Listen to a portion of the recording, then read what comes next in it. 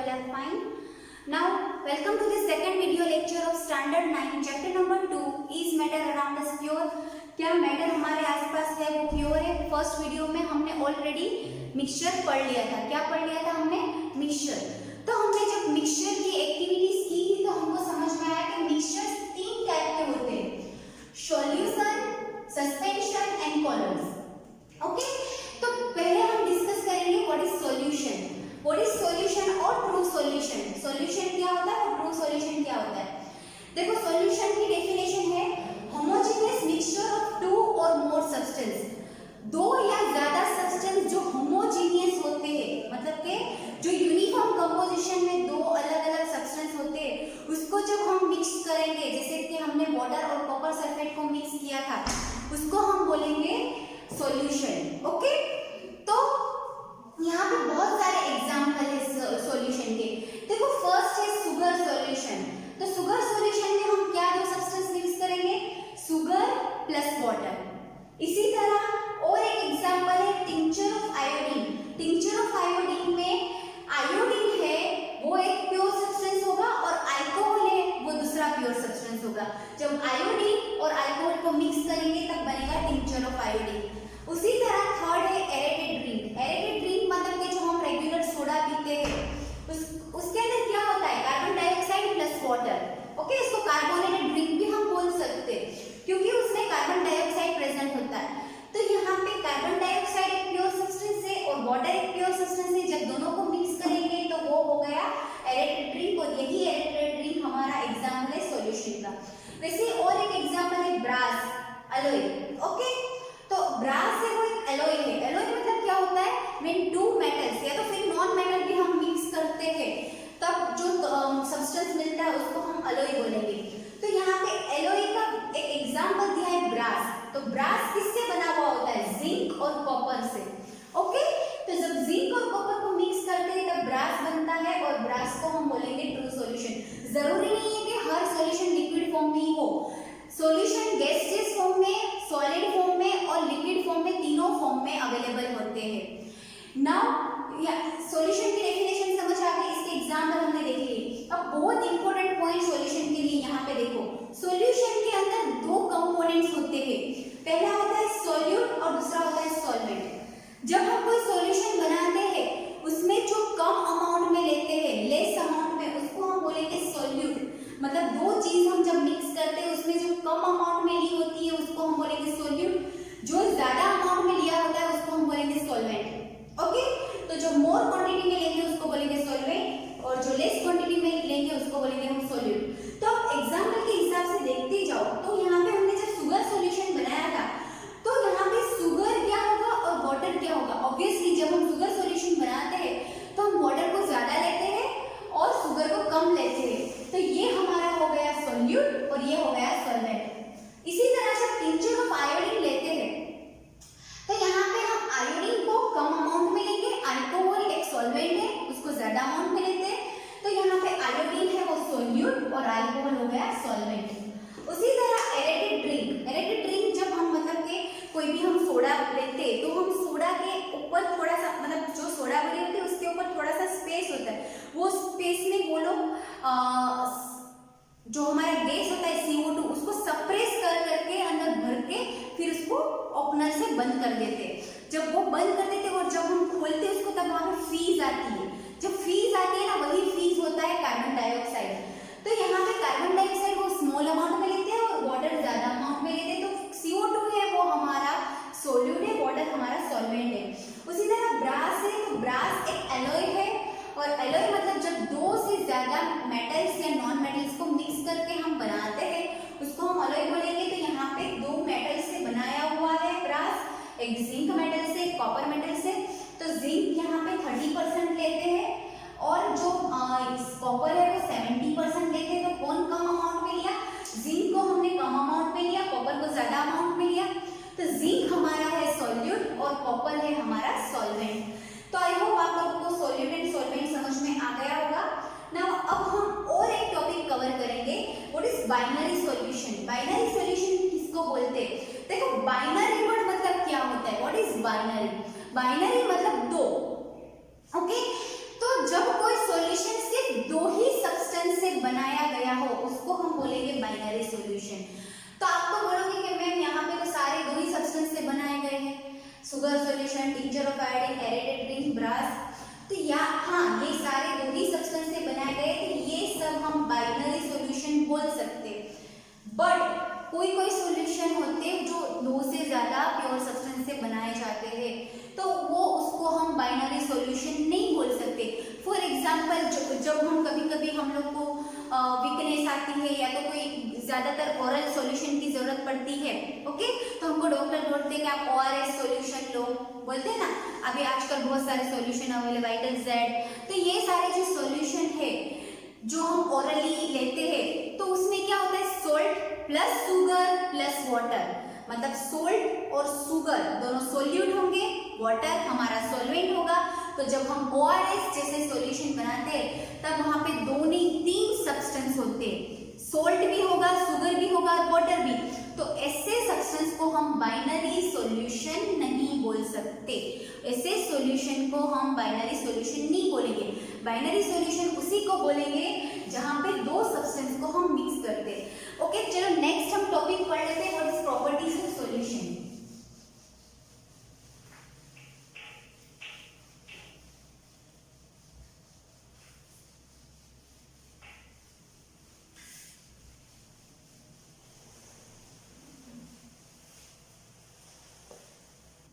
Properties of solution, देखो first property इसकी क्या होगी, पहला तो जो भी सॉल्यूशन हमारा ट्रू सॉल्यूशन होगा तो उसका जो कंपोजिशन है वो होमोजीनियस कंपोजिशन होना चाहिए। कैसा होना चाहिए, होमोजीनियस, मतलब यूनिफॉर्म कंपोजिशन में होना चाहिए। ओके, दूसरी चीज जो उसके पार्टिकल्स होंगे वो इतने छोटे होंगे कि उसकी साइज 1 नैनोमीटर होगी। इतनी हम उसको नेकेड आई से तो बिल्कुल नहीं देख सकते, 1 नैनोमीटर मतलब 10⁻⁹ मीटर।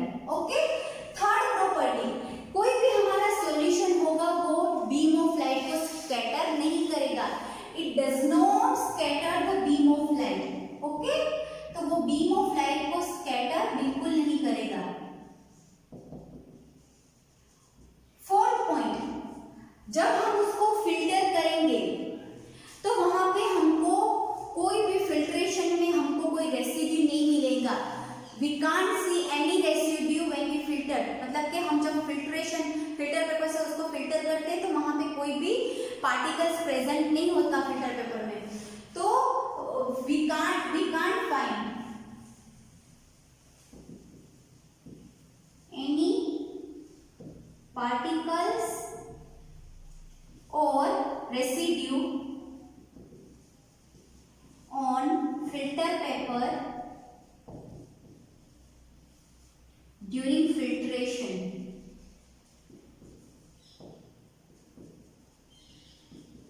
ओके, तो ये इतनी है आप लोगों की प्रॉपर्टीज ऑफ सॉल्यूशन या कैरेक्टरिस्टिक्स ऑफ सॉल्यूशन भी हम बोल सकते हैं।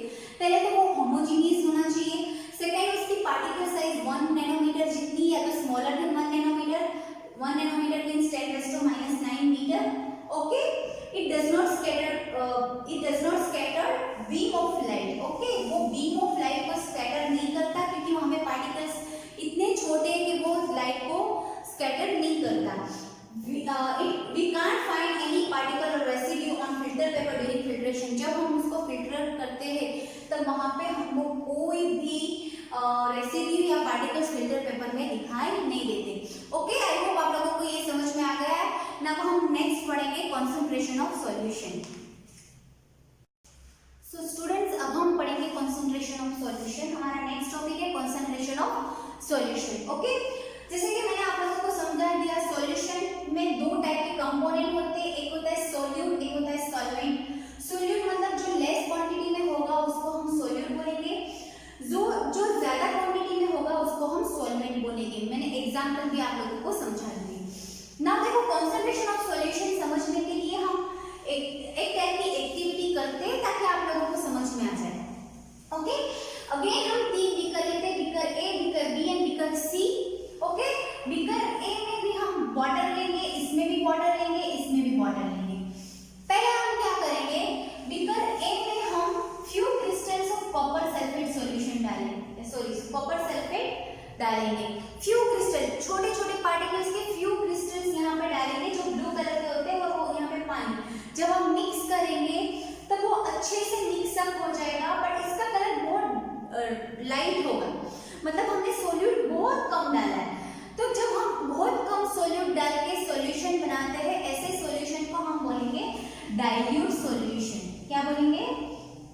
Dilute solution. ओके, उसी तरह जब हम ये कॉपर सल्फेट का अमाउंट बढ़ाएंगे, जब हम ये सॉल्यूट का अमाउंट बढ़ाएंगे, यहाँ पे फ्यू क्रिस्टल की जगह हम एक स्पेचुला या एक से ज्यादा स्पेचुला, मतलब फॉर एग्जांपल हमने एक स्पेचुला यहाँ पे डाल दिया और वो प्रॉपरली मिक्स करते हैं, मिक्स हो गया अच्छे से, प्रॉपरली यूनिफॉर्म कंपोजिशन में मिक्सअप हो जाता है, बट इसका कलर थोड़ा डार्क ब्लू होगा, इसके कंपेयर में ये डार्क ब्लू होगा, मतलब ये सॉल्यूशन है वो कॉन्संट्रेटेड सॉल्यूशन है। कैसा सॉल्यूशन? Concentrated solution. ओके, ये डाइल्यूट है और ये कॉन्संट्रेटेड सॉल्यूशन है। उसी तरह सी में क्या करेंगे, हमने कॉन्संट्रेटेड सॉल्यूशन बना लिया, ये सी जो है, यहाँ पे हम पानी में एक स्पेचुला डाला, मिक्स हो गया, वापस और एक स्पेचुला डाला, वापस मिक्स हो गया, हमने थर्ड स्पेचुला कॉपर सल्फेट का डाला, हमने इतना सॉल्यूट डाल दिया कि फिर एक टाइम ऐसा आ जाएगा, a time when no more solute can be added, एक ऐसा टाइम जहां पे हम सॉल्वेंट में और ज्यादा सॉल्यूट ऐड नहीं कर सकते, और ज्यादा सॉल्यूट अंदर डिसॉल्व नहीं हो रहा, वैसे सॉल्यूशन को हम बोलेंगे सैचुरेटेड सॉल्यूशन। क्या बोलेंगे? Saturated solution. एग्जांपल में देखती हूँ, जैसे कि मैं आप लोगों को पढ़ा रही हूँ, ठीक है, आप लोगों ने 5 मिनट इंटरेस्ट लिया, 10 मिनट इंटरेस्ट लिया, 15 मिनट लिया, फिर आप लोग बोल रहे हैं कि मैम अब बस करो, अब बस करो, अब हमारे दिमाग में और नहीं घुसेगा, मतलब हम ऑलरेडी सैचुरेट हो चुके, अब हम आगे और नहीं पढ़ सकते, हम आगे और नॉलेज नहीं ले सकते, आज का हमारा खत्म हो गया। तो ऐसे इस चीज को हम बोलेंगे सैचुरेटेड। मतलब क्या है, जब हम सॉल्यूट डालते ही जाएंगे, एक टाइम ऐसा आएगा कि सॉल्यूट अब डिसॉल्व नहीं हो रहा, वैसे सॉल्यूशन को हम बोलेंगे सैचुरेटेड सॉल्यूशन। फिर हम क्या सोचते कि चलो अब घर पे भी हम बनाते ना, शुगर सिरप बनाते, पानी लेके उसमें शुगर ऐड करते जाते, फिर हम उसको हिलाते जाते, फिर हम लोग सोचते कि इसको गर्म करते। तो वैसे जब वो सैचुरेटेड सॉल्यूशन बन जाता है, तब हम क्या करेंगे, यहाँ पे इसको गर्म करेंगे, टेम्परेचर बढ़ाएंगे इसका। जैसे ही हम इसका टेम्परेचर बढ़ाएंगे, ये ज्यादा से ज्यादा क्या होगा, आप लोगों को एक पता होना चाहिए, temperature is directly proportional to kinetic energy.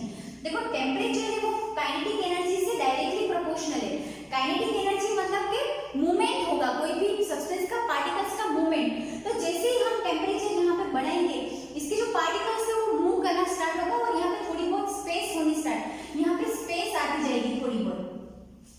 जैसे जैसे यहाँ पे स्पेस क्रिएट होगी, जब हम ज्यादा सॉल्यूट ऐड करेंगे और सॉल्यूट उसमें डिसॉल्व होता जाएगा। ओके, टेम्परेचर बढ़ाने में और सॉल्यूट डिसॉल्व होगा।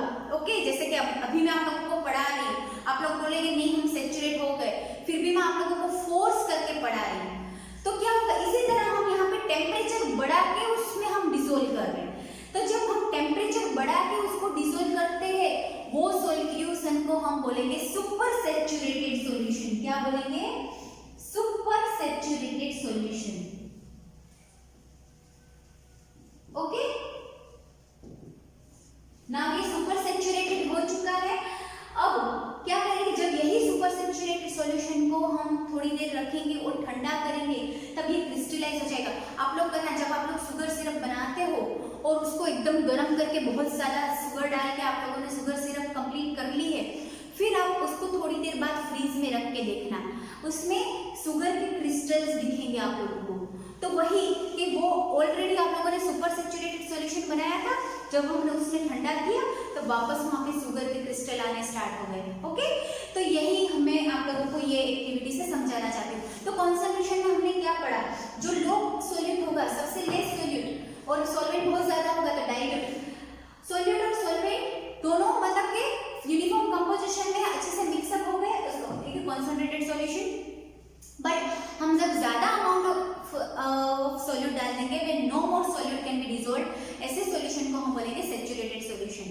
When we increase the temperature, again we add the solute in the solution, the solute start dissolving in the solution, in the solvent, it is called the super saturated solution. Okay, I hope आप लोगों को concentration of solution समझ में आ गया। अब हम इसके related कुछ मैथमेटिकल एक्सप्रेशन देखते हैं।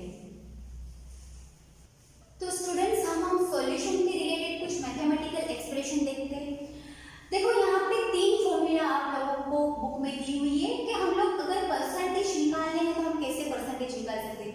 देखो अगर मास बाय मास परसेंटेज निकालने, कोई भी सॉल्यूशन का सोल्यूट का मास दिया है और सॉल्यूशन का मास दिया है और तब हमको उसका परसेंटेज निकालना है, तो हम ये फॉर्मूला अप्लाई करेंगे, mass of solute upon mass of solution into 100। Okay, कोई भी परसेंटेज निकालते हैं तो हम उसको मल्टीप्लाई करते हैं बाय 100। उसी तरह जब सोल्यूट का मास दिया है और सॉल्वेंट जो है सॉल्यूशन है जो वो वॉल्यूम में दिया है, तब हम ये फॉर्मूला अप्लाई करेंगे, mass of solute upon volume of solution into 100। Okay, उसी तरह जब हमारे दोनों चीजें अगर सोल्यूट भी वॉल्यूम में दी है और सॉल्यूशन भी वॉल्यूम में दिया है, तब हम ये फॉर्मूला अप्लाई करेंगे, volume of solute upon volume of solution into 100। तो ये तीनों फॉर्मूला से हम हमारे डिफरेंट टाइप ऑफ जो मैथमेटिकल एक्सप्रेशन है वो सॉल्व कर सकते हैं। एक बुक में एग्जांपल दिया है जो आप लोगों को मैं सॉल्व करवाती हूँ। ये बुक की एग्जांपल है जो आप लोगों को सॉल्व करना है।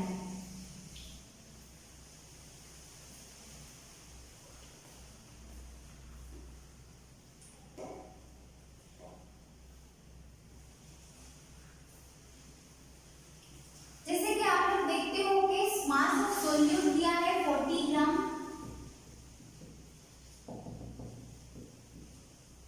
और मास ऑफ सॉल्यूशन दे दिया है, सॉरी मास ऑफ सॉल्वेंट दिया है 320 ग्राम। ओके, आप लोगों के बुक के एग्जांपल में मास ऑफ सोल्यूट दिया है 40 ग्राम, मास ऑफ सॉल्वेंट दिया है 320 ग्राम।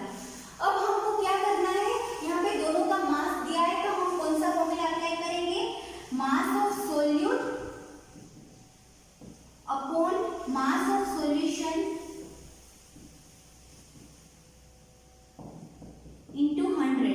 देखो मास ऑफ सोल्यूट तो हमको दे दिया है 40 ग्राम, मास ऑफ सॉल्यूशन हमको बनाना पड़ेगा। देखो सॉल्यूशन है वो सोल्यूट प्लस सॉल्वेंट होता है, सॉल्वेंट अलग चीज है, सॉल्यूशन का लेना है हमको, तो यहाँ पे सोल्यूट प्लस सॉल्वेंट, तो हमको सॉल्यूशन का मास है वो ये दोनों को प्लस करेंगे तब हमको सॉल्यूशन का मास मिलेगा। तो मास ऑफ सॉल्यूशन हम कैसे फाइंड करेंगे, mass of solution is equal to mass of solute plus mass of solvent. Mass of solute कितना है 40 प्लस मास ऑफ सॉल्वेंट कितना है 320। ओके, तो 40 प्लस 320 कितना होता है, 40 plus 320 360 gram. Okay, I hope आप लोगों को समझ में आ गया। 40 प्लस 320 60 ग्राम, तो ये 360 है, ये हमारा मास ऑफ सॉल्यूशन है। अब हम यही 360 और 40 को हम ये यहाँ पे अप्लाई करेंगे, तो मास ऑफ सोल्यूट है 40 ग्राम, 40 अपॉन मास ऑफ सॉल्यूशन है 360 ग्राम, 360 multiply by 100। Okay, now 0 0 cut, 4 10 जा 4 9 जा, ओके, 100 अपॉन 9, अगर 10 10 जा 100, 100 अपॉन 9, तो 100 अपॉन 9 होता है 11.1%। तो हमारा जो आंसर है वो आता है 11.1%। यहाँ पे परसेंटेज लगाना जरूरी है क्योंकि हम लोग क्या फाइंड कर रहे थे, mass by mass percentage. Okay, mass of solute दे दिया था, मास ऑफ सॉल्वेंट हमको दिया था, अब हमको मास ऑफ सॉल्यूशन फाइंड करना था, तो ये दोनों को प्लस करेंगे तो हमको मास ऑफ सॉल्यूशन मिल गया। यही वैल्यू जो थी वो हमने यहाँ पे लगा दी। इसको आप लोग डायरेक्टली मल्टीप्लाई करके डिवाइड भी कर सकते हो, कट करना है तो कट करके भी कर सकते हो। इसको डिवाइड करोगे तो आंसर आ जाएगा 11.1%। ओके, तो आई होप आप लोगों को पूरा सॉल्यूशन समझ में आ गया है। अब हम नेक्स्ट वीडियो में पढ़ेंगे what is suspension and what is colloid. Okay,